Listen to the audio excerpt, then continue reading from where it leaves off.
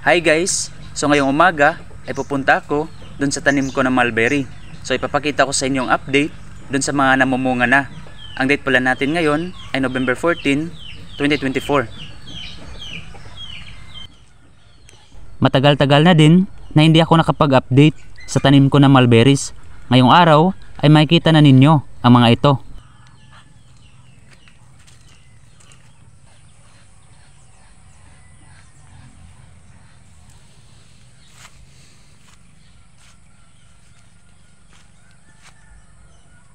So ito na sila guys. Ang unang variety na ipapakita ko sa inyo ay itong Australian mulberry. Nakatanim ito sa blue container. Nagkaroon na din ito ng mga bunga sa ngayon.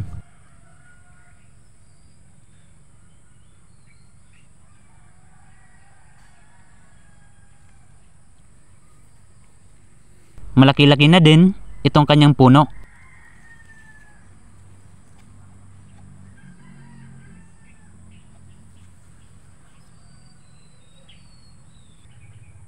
Ang tanong kung paano ko napabunga itong aking mga mulberries. Madali lang guys, kailangan nyo lang mag-trim ng mga sanga o puputulan ninyo ang mga ito.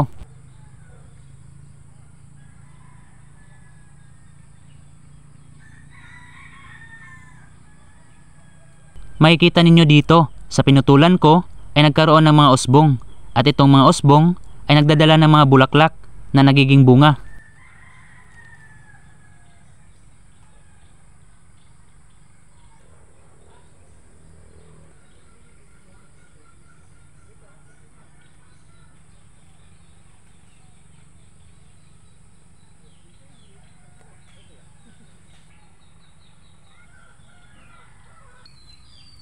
Lipat naman tayo dito sa aking Illinois mulberry. Ito ay nakatanim sa green na container. Dahil marami ang kanyang sanga ay nagbigay din ito ng maraming bunga.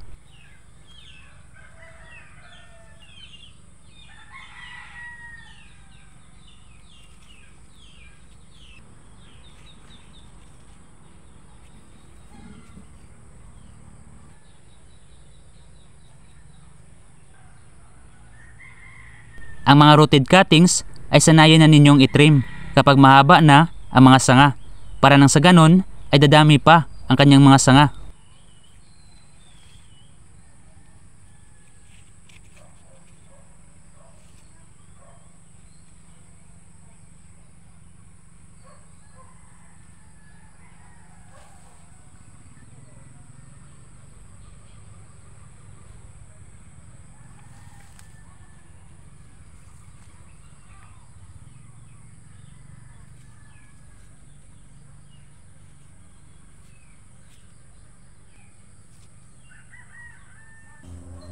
Nakakatuwa talagang pagmasdan ang mga bunga, lalo na at malapit na mahinog ang mga ito. Kapag red ang kulay, ay hilaw pa at maasim. At kapag dark na, ay hinog at matamis na ito.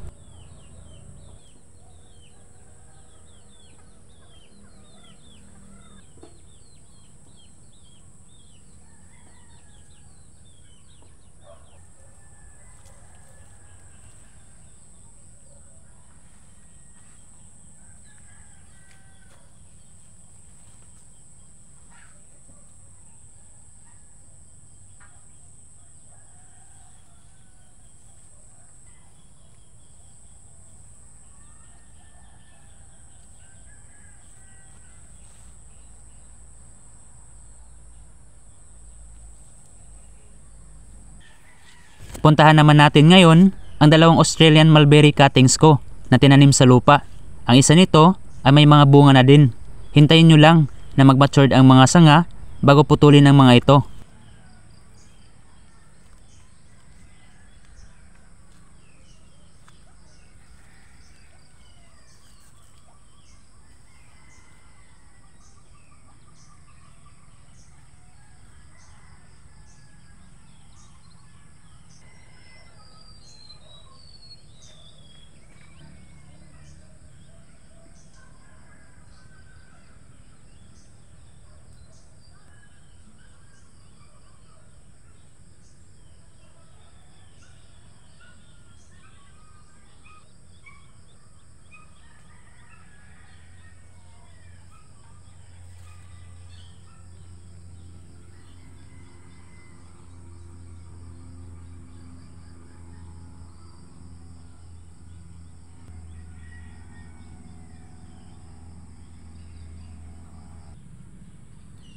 Dito naman banda, tinanim ko ang mga naputol na cuttings ng aking mulberries. Hihintayin ko na magkaroon ito ng mga ugat at ilipat sa pots. Ang nakikita ninyo na isang puno, katabi nito mga cuttings ay ang aking rooted na Illinois mulberry. Hi guys! So for today's video ay papakita ko sa inyo ang update sa mga tinanim namin. Ang date pala natin ngayon ay November 17, 2024.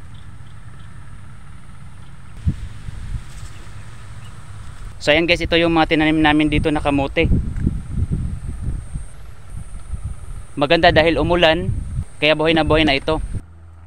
Dito sa isang puno ng aming bayabas ay nagtanim ang nanay ko ng mga kamote at pati din mais. Itong mga kamote na nakikita ninyo sa unahan ay mga tanim din ng nanay ko.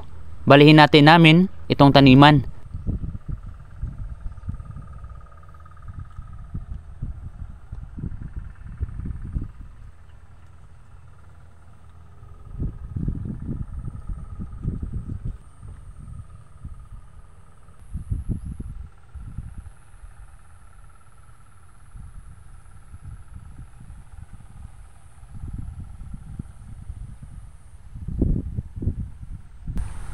Ayan guys, ito naman yung mga tinanim ko.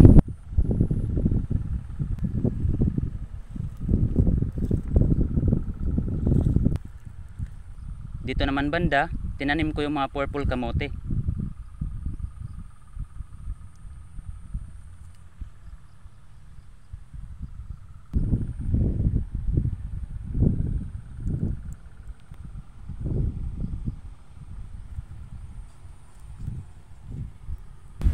So ito guys, yung bayabas na pinipitasan ko ng mga hinog na bunga. So nagtanim din ako dito ng mga kamote sa ilalim.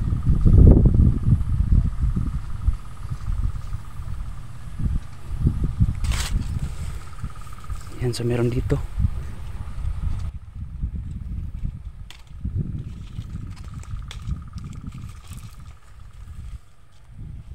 So dito naman banda yung tinanim ko.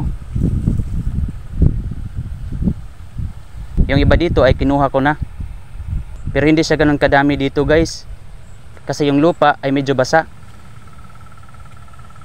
Kukuha kami dito ng mga tangkay para itanim. So lipat naman tayo dun sa iba pang tanim namin. So dito naman guys yung tanim namin ng mga sitaw at saka mais. Ayan, so mag-harvest din kami ngayon. Ayan o, ready for harvest na itong mga sitaw.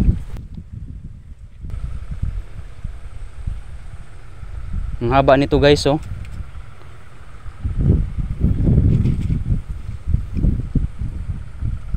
So nakatatlong harvest na kami dito.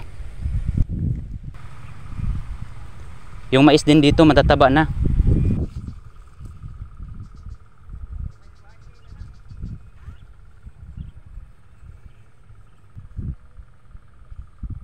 Ang dami nang i-harvest na yun.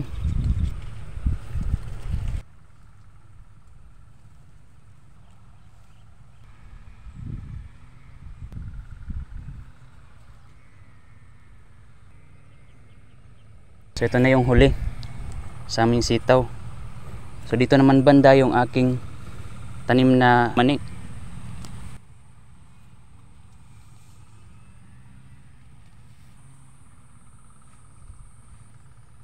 Ang nakikita ninyo dito sa isa pang plat ay mga mani na tanim ng nanay ko.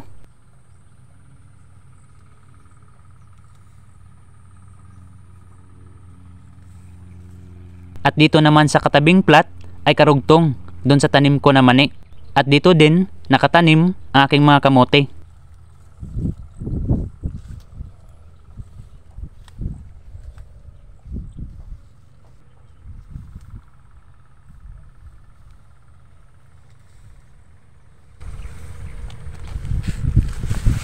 So puntahan naman natin ngayon yung tinanim ko din na kamote na kulay orange. So ito guys, yung purple at puti yung kanyang balat. Ayan siya.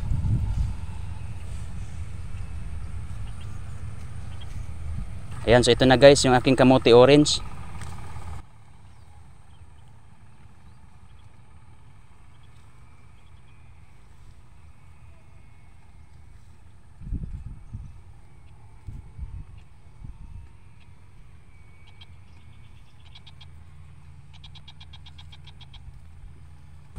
Dahil pangalawang pagtanim na ito, palalakihin ko na yung kanyang mga laman.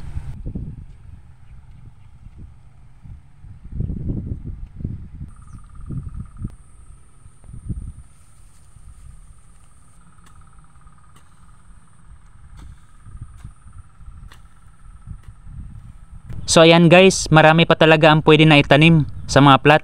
Kaya abangan ninyo ang next na update.